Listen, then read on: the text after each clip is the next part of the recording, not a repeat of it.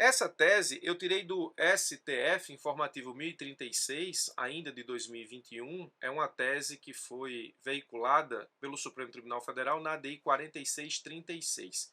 Essa tese, ela não diz propriamente da Fazenda, mas ela diz sobre algo que a Fazenda, em tese, poderia apresentar resistência em ações judiciais. Não é uma tese que vai tratar da Fazenda, mas é uma tese que vai tratar de um dos entes, perdão, não é ente, de um dos órgãos da União ou dos estados que ajuizam a ação contra a União. Então, quando você está numa segunda fase dos concursos da advocacia pública, é comum que você precise, por exemplo, apresentar argumentos de legitimidade de Ministério Público, de Defensoria. Você precisa apresentar argumentos que vão analisar efetivamente se aquela ação pode ser julgada por aquele juízo. Então, são defesas da Fazenda no processo que dizem respeito a questões processuais. Essa é uma tese que envolve uma questão processual acerca da legitimidade da defensoria. Eu te adianto que é uma tese desfavorável à Fazenda.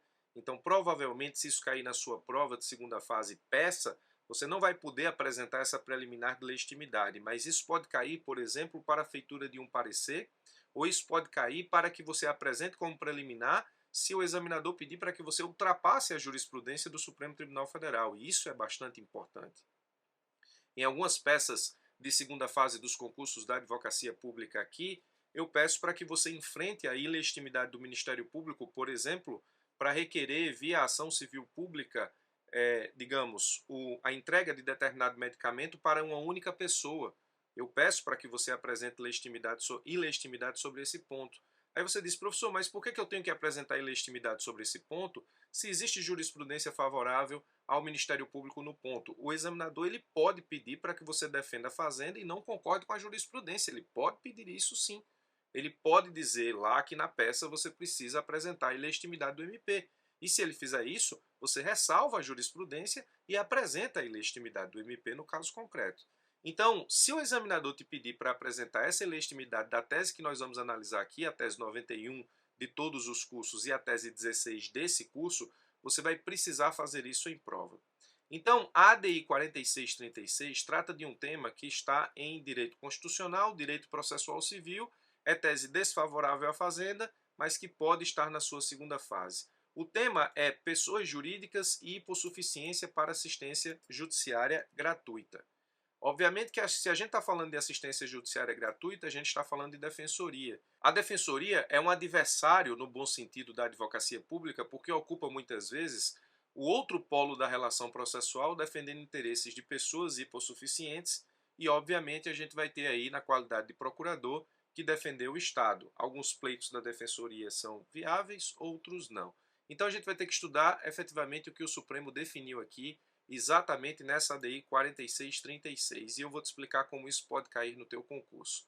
Primeiro entenda o caso, né? O regramento legal que nós temos que passar aqui para entender o que é que o Supremo decidiu no caso, está no artigo 5º da Constituição Federal, quando diz que o Estado prestará assistência jurídica integral e gratuita aos que comprovarem insuficiência de recursos. Então, aqui está efetivamente o fundamento constitucional da própria existência da Defensoria Pública, seja ela Defensoria da União ou Federal, seja ela Defensoria dos Estados ou as DPEs. Então, o fundamento constitucional da existência do órgão Defensoria Pública está no artigo 5º da Constituição e existe para dar efetividade à política pública de acesso à justiça das pessoas que não têm condições de pagar advogado e das pessoas que não têm condições de pagar o custo da movimentação da máquina judiciária. O artigo 134 da Constituição Federal, ele estabelece ainda o seguinte, ó, a Defensoria Pública é instituição permanente, essencial à função jurisdicional do Estado, incumbindo-lhe como expressão e instrumento do regime democrático, fundamentalmente, a orientação jurídica, a promoção dos direitos humanos e a defesa em todos os graus, judicial e extrajudicial, dos direitos individuais e coletivos de forma integral e gratuita aos necessitados, na forma da Constituição Federal, artigo 5º, inciso alguma coisa, ou seja, o artigo 134, ele praticamente é continuidade daquilo que está previsto no artigo 5º da Constituição Federal, acerca da necessidade de prestar assistência jurídica integral e gratuita, e o faz isso também por meio da Defensoria Pública.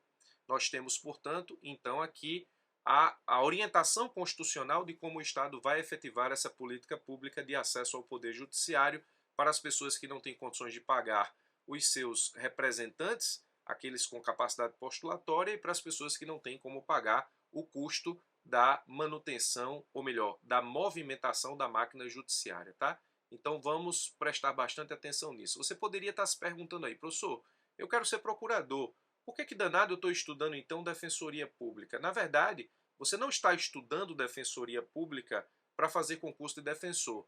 Você está aqui estudando comigo defensoria pública para fazer concurso de procurador. Porque, como disse, os adversários da Fazenda nos processos, eles precisam efetivamente ser estudados. Então, em algum momento, você vai ter que estudar pelo menos as principais atribuições e funções da defensoria e também pelo menos as principais atribuições e funções do Ministério Público. Vamos lá. Muito bem, a lei complementar 80/94, que é a lei orgânica da defensoria, não é uma lei que você tem que estudar para o seu concurso, mas para entender essa tese é importante, diz lá no artigo 4º que são funções institucionais da defensoria pública, dentre outras, inciso 5, exercer, mediante o recebimento dos autos com vista, a ampla defesa e o contraditório em favor de pessoas naturais e jurídicas. Preste atenção que nós temos uma expressão aqui extremamente interessante na lei orgânica da defensoria, dizendo que a defensoria presta ampla defesa e exerce o contraditório em favor de pessoas naturais e jurídicas. A Constituição Federal, ela em nenhum momento estipulou que tipo de pessoa a defensoria pode defender. Ela apenas fez menção às pessoas necessitadas, portanto, pessoas hipossuficientes.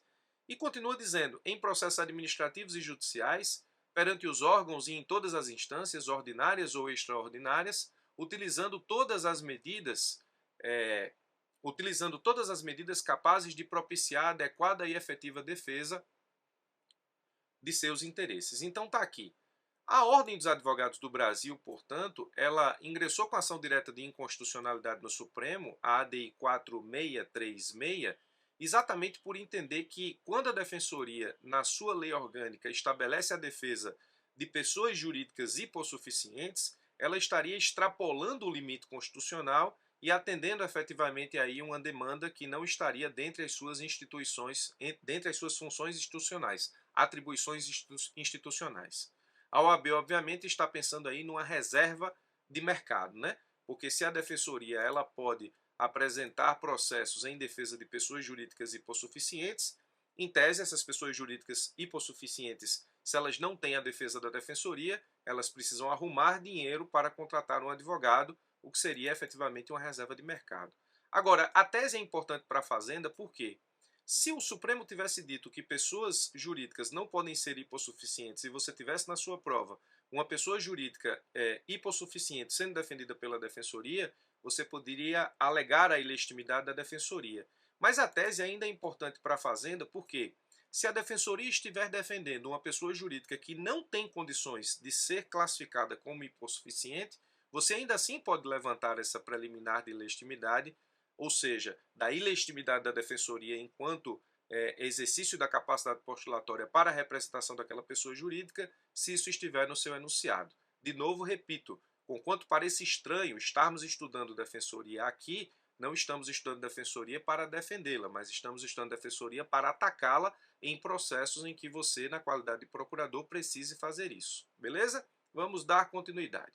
A ADI, proposta pela OAB, que nesse caso também é importante para a Fazenda, tem como objetivo declarar a inconstitucionalidade da expressão "e jurídicas" do artigo 4º, inciso 5 da Lei Complementar 80/94, que é a Lei Orgânica da Defensoria. Esse termo não existia na redação original da Lei Complementar, foi adicionado somente em 2009. Então, de 94 a 2009, a Defensoria nem pensava em fazer defesa de pessoa jurídica hipossuficiente, isso surgiu em 2009. E com a Lei Complementar 132, veio então, portanto, a OAB e ajuizou no Supremo a ADI 4636, né? 4636. Quais os fundamentos na ADI? Bom, a OAB disse o seguinte, os dispositivos apontados são inconstitucionais porque contrariam o artigo 5º e 134 da Constituição Federal, e a OAB diz que isso extrapola o campo de atuação da Defensoria para além da premissa estabelecida na Constituição Federal. O argumento da OAB é de que a Constituição determina que a Defensoria Pública deverá promover a orientação jurídica e a defesa dos necessitados, ao contrário do que permite a lei complementar ao definir que os defensores devem atuar em favor de pessoas naturais e jurídicas. Sustenta que a Lei Complementar 132, aquela que promoveu a alteração na Lei Complementar 80/94, acaba por indevidamente ampliar a área de atuação da Defensoria com total alinhamento de sua missão constitucional e cria outras atribuições do órgão que não seja a orientação dos necessitados. Então, o que a OAB está defendendo aqui, e que eventualmente você também pode defender na sua prova, se convidado a isso pelo seu examinador, é justamente, nesse caso, estabelecer o extrapolamento da atribuição da Defensoria no que diz respeito à defesa de pessoa jurídica. Eu até imagino que o constituinte, nesse caso o legislador constituinte, na redação que foi dada no artigo 5º e no artigo 134 da Constituição Federal, eu até acredito que na cabeça do constituinte não estaria aí pessoa jurídica. Eu acredito que em 1988, quando isso foi pensado em termos de acesso à justiça, realmente se estava pensando no acesso à justiça da pessoa natural hipossuficiente, da pessoa física hipossuficiente, não da pessoa jurídica. Mas o Supremo Tribunal Federal fez uma interpretação da Constituição levando em consideração o momento atual e não aquele em que o legislador pensou em 1988, o legislador constituinte. O Supremo, pela relatoria do Gilmar Mendes, disse assim, os termos usados na Constituição, insuficiência de recursos e necessitados, eu disse para os senhores e senhoras que não havia na Constituição nenhuma menção à pessoa jurídica ou à pessoa física, mas a termos necessitados e aqueles que demonstrem insuficiência de recursos. O Gilmar disse que esses termos podem ser utilizados tanto para pessoa física quanto jurídica. O texto constitucional não limita a atuação da Defensoria ao âmbito de pretensões de pessoas físicas hipossuficientes. Pessoas jurídicas podem ser titulares de direitos fundamentais, mesmo que referidos direitos tenham por referência a pessoa física. Isso aqui, inclusive, é uma tese que, nesse ponto, é favorável à Fazenda. Eu já, inclusive, ministrei no canal do YouTube e em teses aqui no curso Teses da Fazenda sobre a questão do dano moral para a pessoa jurídica. Então, quando a Constituição Federal faz previsão de direitos fundamentais a pessoas naturais, pessoas físicas, ela não exclui a possibilidade da interpretação desse direito fundamental atingir pessoas jurídicas, e diz o Supremo.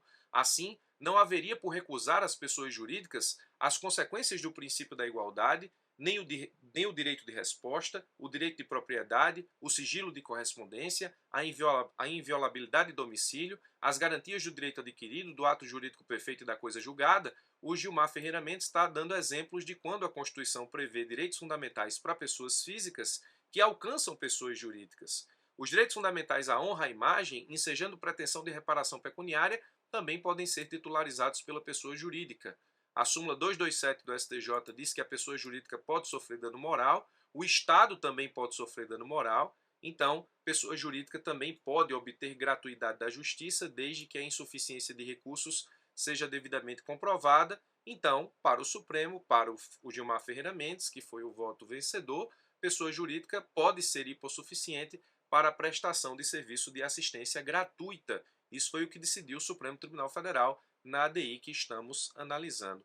Então preste bastante atenção, porque o Supremo julgou na linha da evolução dos direitos fundamentais a alcançarem pessoas jurídicas, não só para que sua defesa seja promovida pela Defensoria Pública, como também para assegurar a existência de direitos fundamentais que, originariamente previstos para a pessoa natural, podem alcançar pessoas jurídicas. Então, ainda que você numa prova não esteja sendo chamado ou chamada a contrariar essa tese que nós estamos analisando, até para defender o dano moral do Estado em uma prova de procuradoria, você pode dizer que a pessoa jurídica titulariza direitos fundamentais que, a princípio, são destinados à pessoa física, como, por exemplo, a possibilidade de, comprovando insuficiência de recursos e comprovando seu estado de hipossuficiência, ser defendida pela Defensoria Pública. Isso reforça vários argumentos pró-Estado, inclusive para com a questão do dano moral do Estado. O resumo desse julgado é o seguinte, o Supremo diz: a Defensoria Pública pode prestar assistência jurídica às pessoas jurídicas que preencham os requisitos constitucionais. Há a possibilidade de que pessoas jurídicas sejam de fato hipossuficientes. As expressões insuficiência de recursos e necessitados podem aplicar-se tanto às pessoas jurídicas quanto às pessoas físicas ou jurídicas. Nessa mesma ADI, o Supremo também disse que os defensores não precisam de OAB para o exercício das suas atribuições, aqui apenas a título de lembrança do julgado, que isso pode estar e normalmente também está em provas objetivas da advocacia pública, portanto, muito cuidado e atenção a esse ponto. Nós temos, portanto, uma tese desfavorável à Fazenda, porque para a Fazenda seria melhor que as defensorias públicas não pudessem representar pessoas jurídicas, isso seria um tópico de eventual defesa. Mas, como eu disse, pode ser que o teu examinador ele queira na tua prova que você enfrente essa jurisprudência do Supremo Tribunal Federal e apresente a ilegitimidade da defensoria que eventualmente esteja defendendo pessoa jurídica hipossuficiente, ou o enunciado pode trazer uma pessoa jurídica que não é hipossuficiente, ele pode dizer isso, ou seja, que a pessoa jurídica tem condições de arcar com sua representação judicial, não obstante esteja sendo representada pela defensoria, para que você aí sim apresente a ilegitimidade de representação da defensoria, porque ela estaria representando pessoa não hipossuficiente, pessoa não necessitada, pessoa que não definitivamente comprova insuficiência de recurso e, portanto, ela não poderia atuar no feito, levando em consideração, nesse caso, a hipótese julgada pelo Supremo Tribunal Federal.